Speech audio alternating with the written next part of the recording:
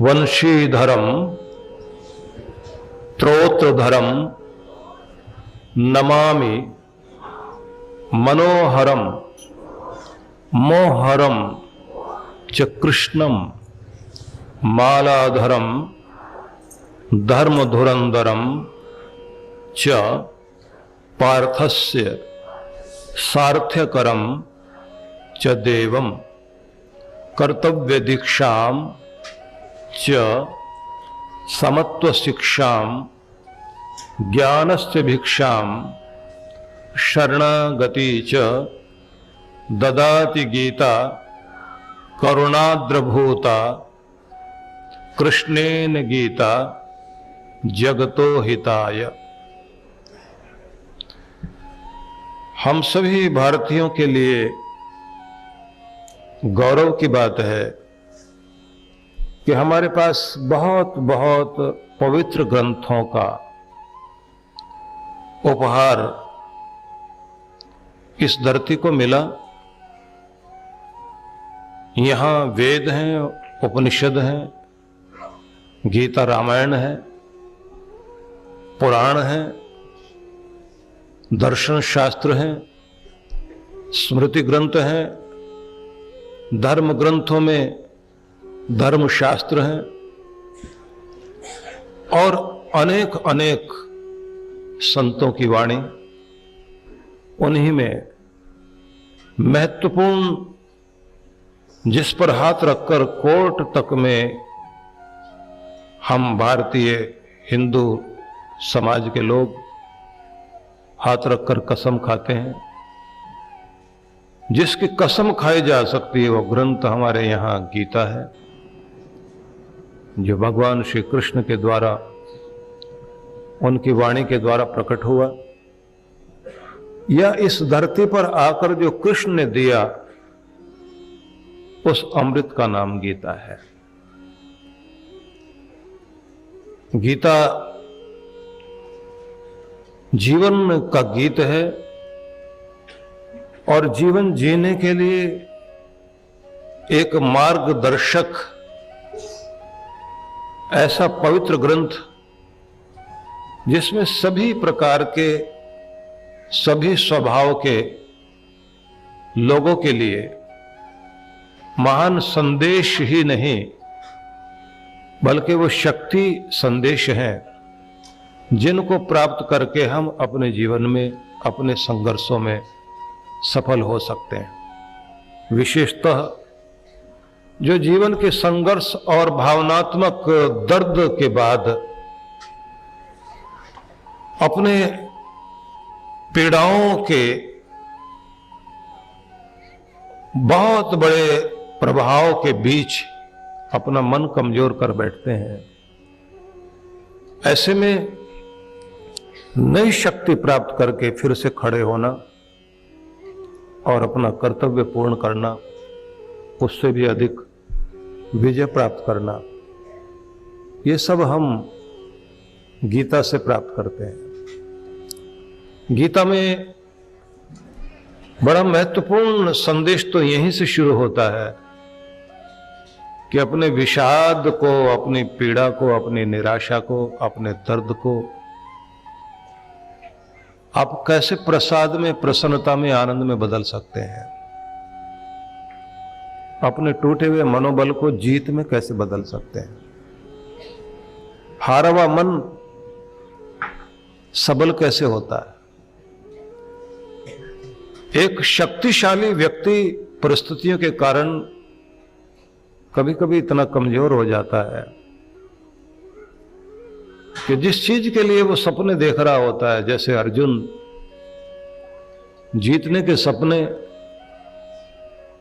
और अपने खोए हुए साम्राज्य को फिर से प्राप्त करने के लिए अपने भाइयों के साथ हुए अन्याय का सामना करके न्याय प्राप्त करने के लिए तैयार हुआ था। लेकिन सभी लोग जानते थे इनके साथ अन्याय हुआ है, पांडवों के साथ अन्याय हुआ। सभी लोग ये भी जानते थे कि इनका पक्ष धर्म का पक्ष है, सच्चा पक्ष है। सभी लोग ये भी जानते थे कि पिता की छाया नहीं है सिर पर। बचपन से सताए हुए लोग हैं और छल के साथ इनका ऐश्वर्य छीन लिया गया और इनके ऊपर शर्तें लगा दी गई कि तुम यहां नहीं रह सकते, जंगल में जाओ। यह भी शर्त लगा दी गई कि तुम 1 साल तक छिप के रहो और हम तुम्हें ढूंढें। हमारे सारे जासूस लगेंगे तुम्हें पकड़ने के लिए। अगर फिर दिख गए, पकड़ में आ गए, फिर से 12 साल वन में बिताओ। इतना अन्याय, इतना अन्याय, इतना अन्याय। किसी आदमी को जीने ही न देना हो और वो उन सब परिस्थितियों को पार करके आया हो और उसके बाद भी अगर मगर किंतु परंतु लगाकर मना कर दिया जाए कि तुम्हें एक सुई की नोक के बराबर भी भूमि नहीं दी जाएगी, हिम्मत है तो लड़कर लो। और फिर वो युद्ध भूमि में पहुंच जाए और वहां खड़े होकर देखे जिनके प्यार में पनपे थे और जिनकी गोद, पिता की गोद छिन गई थी, लेकिन दादाजी तो रहे, उन्होंने हमें ध्यान दिया। और फिर दादाजी को ही लड़ाई के लिए सामने देखा कि सेनापति बन के खड़े हुए हैं। जिससे अस्त्र शस्त्र की विद्या प्राप्त की, जिनके प्रति अथाह प्रेम और श्रद्धा है, वो द्रोणाचार्य भी सामने हथियार लेकर अधर्म वाले लोगों के साथ खड़े हो गए। जिस मामा ने ये कहा था हर सुख दुख में मैं साथ हूं, वो भी वहीं जाके खड़ा हो गया। और जिस पुरोहित आचार्य ने घर में अनेक संस्कार कराए, नाम तक रखे, वो भी हथियार लेकर सामने खड़ा हुआ लड़ने के लिए। सारी दुनिया विपरीत। और जिन राजाओं ने यह कहा था कि हम जानते हैं युधिष्ठिर तुम्हारा पक्ष सही है, अर्जुन तुम ठीक हो, भीम तुम सच्चे लोग हो, वे सब लोग उस समय भूल गए कि कहां खड़ा होना है। वो सब के सब दुर्योधन के साथ खड़े हो गए आकर। अब ऐसे में दिखाई दिया कि पूरा देश और अनेक अनेक देशों के लोग 2 भागों में बट गए। पलड़ा उनकी तरफ बढ़ गया, भारी हो गया। 11 अक्षौहिणी सेना उनके साथ खड़ी हो गई। जो अधर्म कर रहे थे, अन्याय कर रहे थे, पाप कर रहे थे, जिन्होंने खीर में मिला करके भीम को विष दे करके गंगा में फेंक दिया था, जिन्होंने लाक्षागृह में आग लगवा दी थी, जिन लोगों ने छल से बल से जंगल में भी चैन से नहीं रहने दिया, उनके पक्ष में लोग खड़े दिखाई दिए। जिन्होंने द्रौपदी को भरी सभा में अपमानित किया, वो सब एक जगह खड़े दिखाई दिए। तो ऐसे में अर्जुन ने जैसे ही ये कहा कि कृष्ण मुझे उनके बीच में लेकर जाओ जिनके साथ मुझे लड़ना है, मैं उनके चेहरे तो देखूं, अधर्म के साथ खड़े कौन है, अन्याय करने वाले व्यक्ति का साथ देने वाले कौन है। कभी कभी होता है ऐसा, गलत आदमी के साथ जब अपने भी खड़े हो जाएं तो फिर आदमी का हृदय टूट जाता है। तुम भी, मंसूर एक ऐसा सूफी संत हुआ जो केवल अपने रब की इबादत करने में लगा रहता था और कहता था कि इतने ऊंचे उठो कि तुम्हारे अंदर तुम्हारे रब की रूहानी ताकत आ जाए और तुम खुद महसूस करो कि तुम रब तक पहुंच गए हो, रब हो गए हो। बस उसको उठाया इसी बात पर कि तुम रब बन गए हो, चलो चढ़ाओ इसको सूली पर। बस इसी बात को लेकर के प्रशासन में कान भरने वाले होते हैं ना। और दुखद बात यह है कि सच्चे का साथ देने वाले लोगों की जबान कांपती है, साथ नहीं दे पाते, पांव लड़खड़ाते हैं, साथ खड़े नहीं हो पाते। मंसूर को गांव के बीच खड़ा किया गया और उससे कहा गया कि इसके साथ खेलने वाले, इसके साथ जीने वाले, इसके साथ रहने वाले सब लोगोों को बुलाओ पत्थर फेंकने के लिए। पत्थर इतने मारो कि इसके शरीर से खून निकलने लग जाए। नुकीले पत्थर, गोल पत्थर, सब तरह के, सब पत्थर मार रहे थे। मंसूर को जब भी पत्थर लगता था तो वो एक एक के चेहरे को देखता था, खून बह रहा था। उफ नहीं की उसने, एक बार आसमान की तरफ देखे, एक बार लोगों की तरफ देखे, एक बार उस जमीन की तरफ देखे और शांत हो जाए। लेकिन उसी के साथ जब उसका दोस्त जो उसके साथ रहता था, जो उसको समझता था, और वो कहता था कि इस धरती पर आप जैसे लोग बहुत कम आते हैं, जो ये कहता था फूल तो बहुत खिलते हैं लेकिन ऐसा फूल जो परमात्मा के लिए और इस इंसानियत के लिए खिला हो वो तो बहुत कम होता, और वो तुम हो, मैं तुम्हें समझता हूं। वो भी पत्थर मारने वालों के बीच आके खड़ा हुआ कि उसको सिपाही पकड़ कर लेकर आए। उससे कहा गया मारो पत्थर, तो सब लोग पत्थर फेंक रहे थे, तो उसने भी एक कागज को मोड़ा और उसके अंदर एक फूल रखा और उसको कागज को मोड़कर ऐसा बना दिया जैसे वो पत्थर हो, और पूरी ताकत लगाकर जैसे पूरी नफरत भरी हुई हो उसी तरह से उसने भी पत्थर तो नहीं लेकिन वो कागज फेंका जिसमें फूल था। जैसे ही मंसूर को लगा बस उसने हृदय पर हाथ रखा और आंख में आंसू भर उठे और टप टप करके आंख से आंसू नीचे जमीन पर गिरे। भीड़ के पीछे चलता हुआ वो आदमी जिसने वो पत्थर फेंका था, वो कागज में फूल रखकर फेंका था, वो मित्र पीछे की तरफ आया और उसने कहा दोस्त मैंने पत्थर नहीं मारा, जिन्होंने मारा था उनके कारण तो तुम्हारा खून बहा है, मैंने तो फूल ही मारा है। पत्थर मारने वालों के चोट से तो तुम रोए नहीं, मेरे कागज से रो रहे हो। उसने कहा उन्होंने चोट मारी थी शरीर पर, तूने तो दिल पे ही मार दी। उन्होंने जो चोट लगाई थी वो नहीं जानते थे मुझे, वो मुझे नहीं पहचानते थे, तुम तो पहचानते थे ना।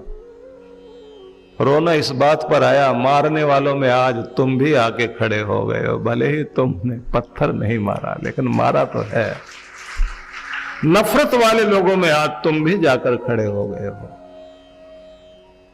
इस पंक्ति में मैंने जब तुम्हें देखा हिल तो मैं उसी समय गया था। उनसे शिकायत नहीं है जो मुझे नहीं जानते, शिकायत तो उससे है जो जानता है, पहचानता है, समझता है। जो मुझे समझता है अगर वो भी दर्द देने आ गया तो फिर ये आंखें तो छलकेंगी।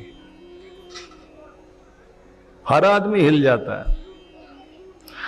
पराया भले पत्थर फेंकता हो, अपने के तो फूल भी फेंके में दर्द करते हैं, क्योंकि उनका असर सीधा दिल पर होता है, बर्दाश्त नहीं होता।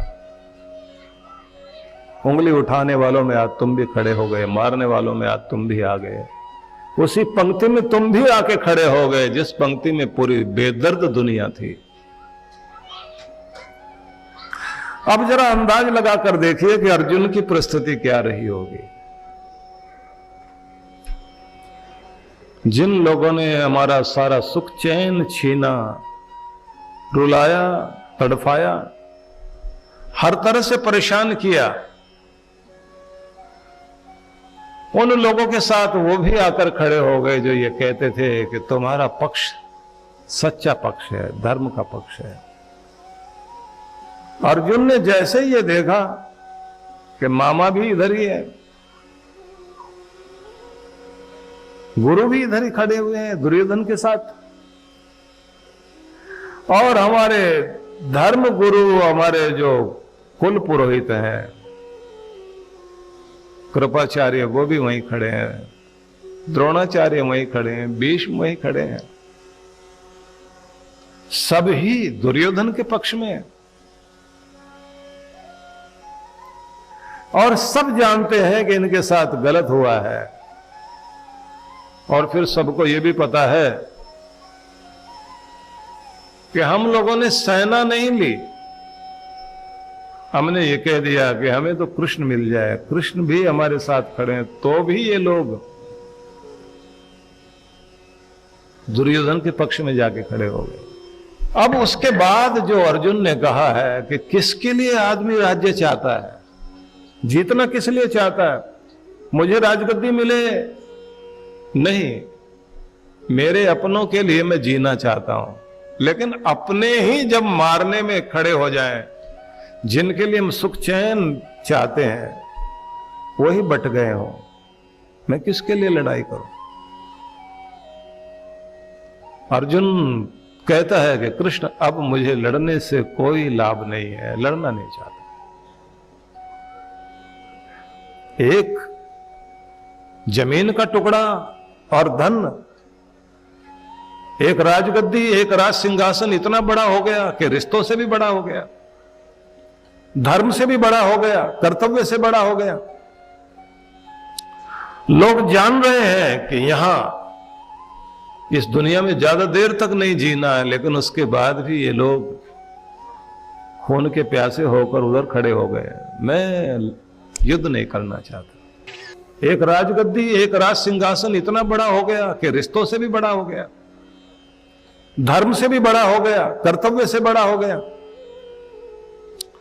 लोग जान रहे हैं कि यहां इस दुनिया में ज्यादा देर तक नहीं जीना है, लेकिन उसके बाद भी ये लोग खून के प्यासे होकर उधर खड़े हो गए। मैं युद्ध नहीं करना चाहता।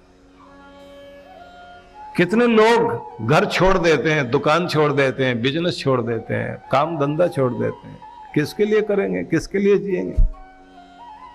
अपनों के सताए हुए लोग हॉस्पिटल में पड़े हुए हैं, डॉक्टर इलाज करता है और कहता है ट्रीटमेंट ठीक चल रहा है, लेकिन तुम जीने की इच्छा तो करो, तभी तो जीवन आएगा।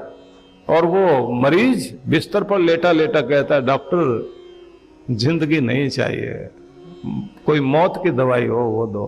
किसके लिए जिए? कोई तो हो अपना, कोई तो समझने वाला हो। उन दीवारों के लिए, छत के लिए घर पर जाऊं? छत दीवारों के लिए घर पर नहीं जाना चाहता। घर तो अपनों से होता है, लेकिन अपने हैं कहां? वो वहां से पैसे भेजते हैं दवाई के लिए, लेकिन मुझे उनके पैसे नहीं चाहिए, मुझे तो उनके साथ जीना है और उनका प्यार चाहिए। वो पैसा दे सकते हैं, प्यार नहीं दे रहे, इसलिए मैं उनके लिए प्रार्थना दुआ कर सकता हूं, लेकिन घर जाने की इच्छा नहीं। जीऊं तो किसके लिए जीऊं? आदमी जीना नहीं चाहता, वो जीवन छोड़ देता। और अगर उनके घर के लोग पास में आकर बैठ जाए और हाथ पकड़कर कहते हैं कि घर चलिए, जल्दी से ठीक होकर आइए, घर सोना है तुम्हारे बिना, हमारे घर की दीवारें चहक उठेंगी, घर के आंगन में रौनक आ जाएगी, घर में बुजुर्ग एक आशीर्वाद देने वाला बैठा है, तो जिंदगी मिल जाती है। आदमी सोचता है मेरे बच्चे मुझे समझते हैं, इनके दिल में प्यार है, मुझे इनके लिए जाना है, मेरा घर मेरी इंतजार कर रहा है। तब डॉक्टर की दवाई भले ही हल्की हो, अंदर की दवाई काम करने लग जाती है, आदमी ठीक होकर घर आ जाता है। लेकिन कमाल यह है कि यहां सब कुछ मिलता है, पर जो आप चाहते वही नहीं मिलता। आदमी प्यार चाहता वही नहीं मिलता। दुनिया मान देगी, उस मान का क्या लेना देना जब अपने ही अपमान देते हो, तो फिर दुनिया के मान से कोई फायदा नहीं। अपने अगर समझते हो तो फिर दुनिया समझे ना समझे, आदमी सोचता है मेरे पास बहुत बड़ी ताकत है। तुम तो समझते हो ना। दुखद बात यह है कि इस दुनिया में समझने वाले लोग नहीं हैं। तो अगर हम लोग देखें तो यहीं से गीता की शुरुआत हुई है कि अपने विषाद को प्रसाद में, प्रसन्नता में बदलोगे कैसे। जब जिंदगी के कर्तव्य के रथ से भागने की इच्छा जाग रही हो, तब फिर जीवन के उस कर्तव्य को पूर्ण करने के लिए आप खड़े कैसे होगे। जब तुम्हारे सामने जीने का कोई विकल्प हो ही नहीं, तब जियोगे कैसे।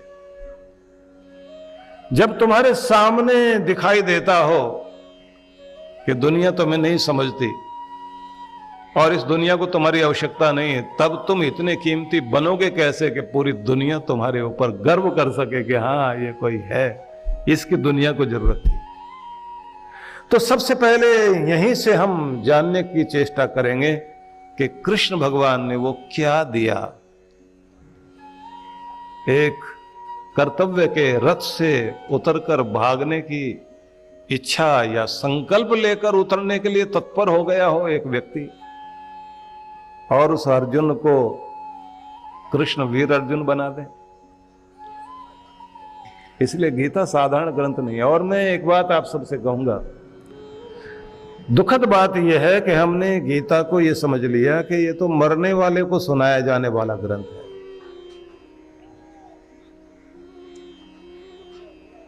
यह मरने वाले को सुनाया जाने वाला ग्रंथ नहीं है।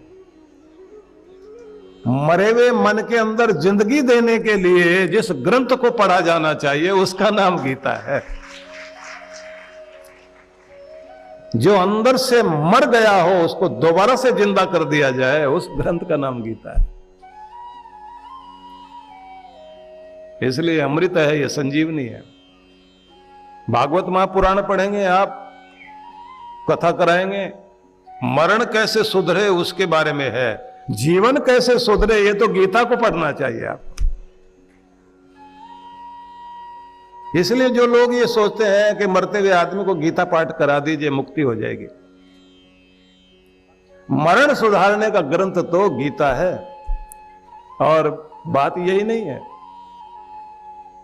घर में सुख शांति आ जाए, वैभव बढ़ जाए, बिजनेस बढ़ जाए तो लोग कहते भागवत कराओ। नहीं, अगर चाहते हो कि राज्य छिन गया हो, ऐश्वर्य छिन गया हो, मान छिन गया हो, गीता पढ़ो। छिना हुआ राज्य वापस दिलाया गीता ने, हारे हुए व्यक्ति को जिताया है गीता ने। सुख भोग के लिए तरसते हुए जिसका सुख भोग छीन लिया गया था, उस व्यक्ति को गीता ने सुख भोग दिलाया। जिसका मान सम्मान नहीं रहा हो उसको फिर से सम्मानित करने का कार्य गीता ने किया। इसलिए इस ग्रंथ के बारे में गलतफहमियां हैं लोगों की। और जो भगवान श्री कृष्ण ने आखिर में कहा है, ये वैभव, ये समृद्धि, ये सफलता सब इससे मिलेगी। याद करता हूं परम पूज्य राम सुखदास जी को, जिन्होंने लोगों के सिरों पर गीता की पोथी रखवाई, यात्रा कराई और पढ़ने के लिए मजबूर किया। गीता चिंतन के लिए प्रभात का एक अवसर निकाला कि सुबह सुबह उठो और गीता क्लास चलनी चाहिए। और उन्होंने गीता को गीता की तरह ही दिया, जबकि बहुत लोग गीता को गीता की तरह नहीं दे रहे हैं, यथार्थ गीता नहीं दे रहे हैं, वास्तविक रूप नहीं दे रहे हैं, अपना मिलाने में लगे हुए हैं सब लोग। कृष्ण के साथ अपने आप को जोड़ रहे हैं, अपने अपने सिद्धांत गीता को ध्यान में रखकर परोसने की कोशिश कर रहे हैं। कोई दुनिया से भगाने के लिए कह रहा है भागो, छोड़ो दुनिया, जंगल में जाके बैठो, नाम गीता का ले रहे हैं। कृष्ण भगवान ने अर्जुन को तो ये नहीं कहा था छोड़ो भागो, क्योंकि गीता तो है ही है, पलायन से जागरण का संदेश गीता है। पलायन करते हुए, भागते हुए मन को, भगोड़े मन को जागने के लिए और संघर्ष करने के लिए संदेश देते हुए कृष्ण भगवान ने एक जागृति, एक संचेतना पैदा की। वो रूप है गीता का। तो इसलिए गीता को गीता की तरह समझना बहुत जरूरी है। स्वामी राम सुखदास जी ने इस बात की चेष्टा की, अच्छी चेष्टा की। गीता जीवन का आधार बनना चाहिए। तो संदर्भ में सबसे पहले मैं आपसे कहना चाहता हूं, जो भी मंत्र कहिए, श्लोक कहिए, जो हम लोगों ने पाठ किया, गीता क्या देती है? कर्तव्य दीक्षा। कर्तव्य का की दीक्षा देती है। शिक्षा तो है ही, दीक्षा देती है। ये बिल्कुल उसी तरह से है कि जैसे आप लोग जानते हैं कि एक तो होता है टैलेंट, प्रतिभा, और एक स्किल है, कौशल है। कौशल जो है वो सिखाया जाता है, उसके लिए ट्रेनिंग होती है। आपके पास टैलेंट 2% हो सकता है, 10% हो सकता है, 90% कौशल होता है, जो सिखाने से, जगाने से जगाया जाता है। वो कहा है कि जो कर्तव्य की स्किल को डेवलप करे वो गीता है। आपका वो कौशल तैयार कर दिया जाए, ऐसे समझिए। लोग नौकरी में रखे जाते हैं डिग्री देखकर, इंटरव्यू करेंगे, लेकिन जब निकाले जाते हैं तो बड़ी डिग्री वाला मिल गया, इस बात के लिए नहीं, खराब व्यवहार के कारण बाहर किए जाते हैं कि तुम लोगों को जो है काम करना नहीं आता, काम लेना नहीं आता, और कंपनी को तुम्हारी जरूरत नहीं है। अपनी डिग्रियां अपने साथ लेके जाइए, किसी और को दिखाइए। लोग डिग्री को हटा देते हैं क्योंकि वो जो भावनात्मक बुद्धिमत्ता है, जिसको हम EQ लेवल कहते हैं, वो जो EQ लेवल व्यक्ति का जब कमजोर पड़ता है तो लोग व्यवहार में फेल हो जाते हैं। और जब व्यवहार में फेल हो गए तो फिर आपका जो टैलेंट है वो काम नहीं आ पाता, क्योंकि आपने उसमें कौशल को नहीं जोड़ा।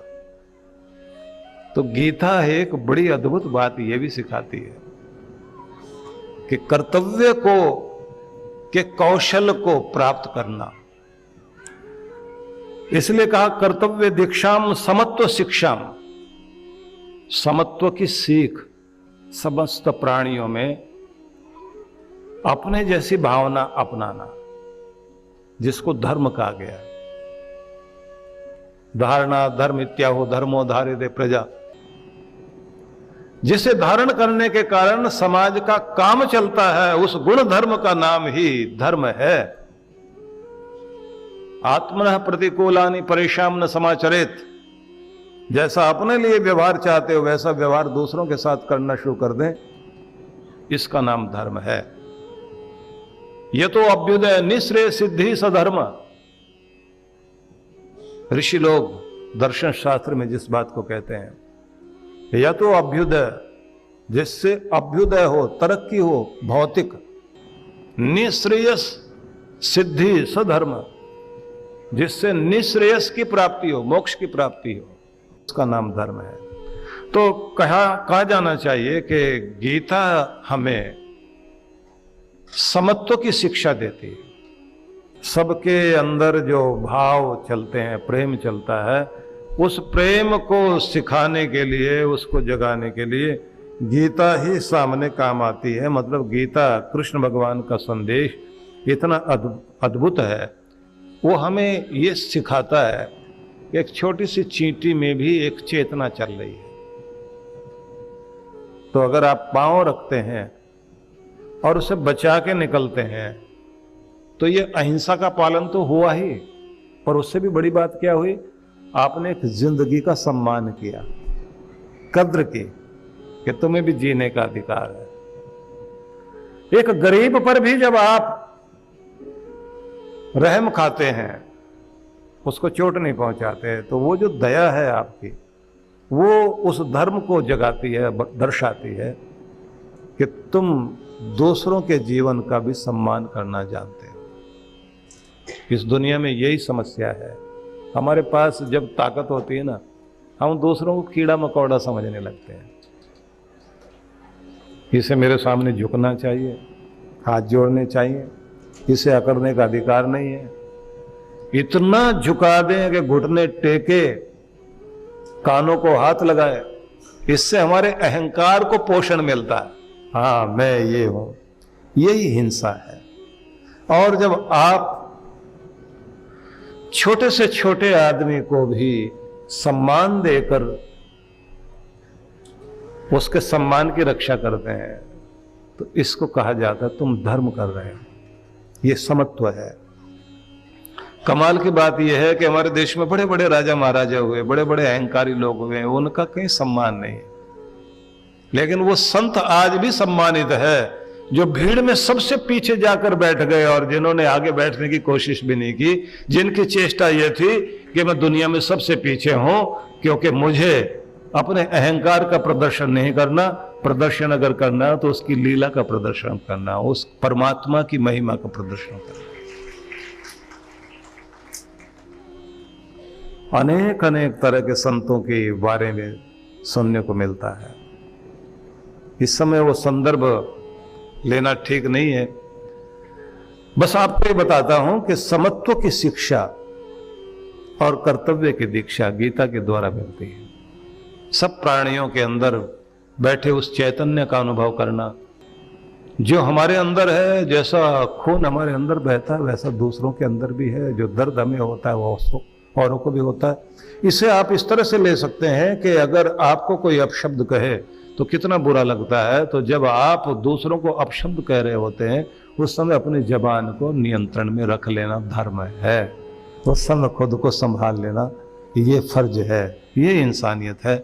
जब आप रुला रहे हैं दूसरों को तो ये सोच लेना चाहिए कि ऐसा ही अगर कोई मुझे रुलाए उस समय मुझे क्या अनुभव होगा। अपने अंदर की अनुभूति और संवेदनाओं को दूसरों के साथ जोड़ के देख लेना। जब ये गुण आ जाता है तो इसको कहते हैं समत्व का गुण आ जाना, और समत्व के साथ में संतुलन बना लेना। समत्व की शिक्षा, संतुलन की शिक्षा, ये आपको गीता से मिलती है। ज्ञान से भिक्षा, ज्ञान की भिक्षा भी अगर कहीं से मिल रही है तो गीता से मिल रही, सच्चा ज्ञान। देखिए, नॉलेज से बढ़कर कोई दुनिया में शक्ति नहीं है। बुद्धिर यस्य बलम तस्य नहीं ज्ञानेन सदृशम पवित्रम इह विद्यते। ये भी कहा गया है कि ज्ञान से बढ़कर दुनिया में पवित्र करने वाली चीज कोई भी नहीं है। नॉलेज बहुत जरूरी है। किसी भी बिजनेस को आप करना चाहते हैं तो आपको हर दिन कुछ नया सीखना होगा। अगर आप कोई भी काम करना चाहते हैं सबसे पहले तो उसके बारे में अच्छी तरह से जानकारी लेनी चाहिए।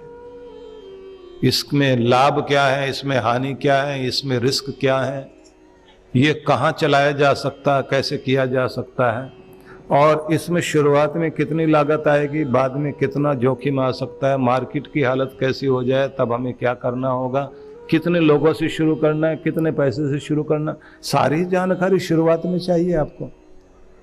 वो सब जानकारी होने के बाद भी ये कहा जाता है युद्ध में उन लोगों के साथ जाके बैठो, युद्ध जीतने के लिए पहले उनके पास जाओ जिन लोगों ने बड़े बड़े युद्ध जीते हो।